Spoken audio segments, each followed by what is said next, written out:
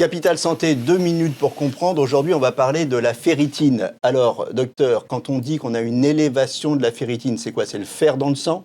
Alors, c'est pas tout à fait ça. C'est une protéine, en fait, la ferritine, une protéine de stockage du fer et qui va refléter donc le stock de fer dans l'organisme. D'accord, c'est grave, pas grave?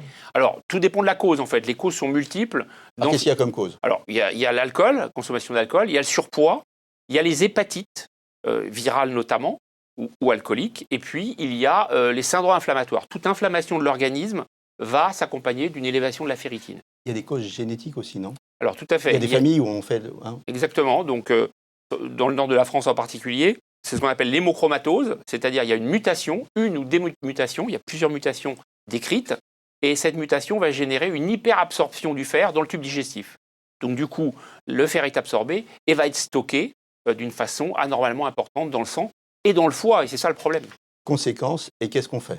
Alors, la conséquence de l'hémochromatose ou d'une surcharge en fer importante, quelle que soit la cause d'ailleurs, c'est que le foie, il va se durcir et que progressivement, il y a un risque de développement d'une cirrhose du foie, voire d'un cancer du foie. Le foie va Dans se les cas les plus durcir graves, bien sous sûr. l'influence du fer, c'est ça? Oui, c'est ça. C'est ça. D'accord. C'est Et ça. alors, qu'est-ce qu'on fait? Alors, quand c'est au stade de fibrose ou quand c'est au stade de cirrhose, la démarche n'est pas la même. Il faut maigrir, réduire sa consommation d'alcool, notamment.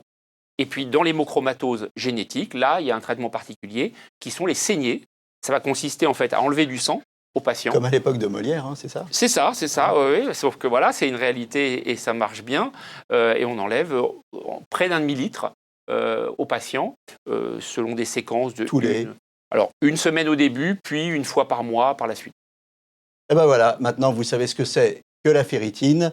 Je vous le souhaite pas. Et à bientôt. Et d'ici là, portez-vous bien.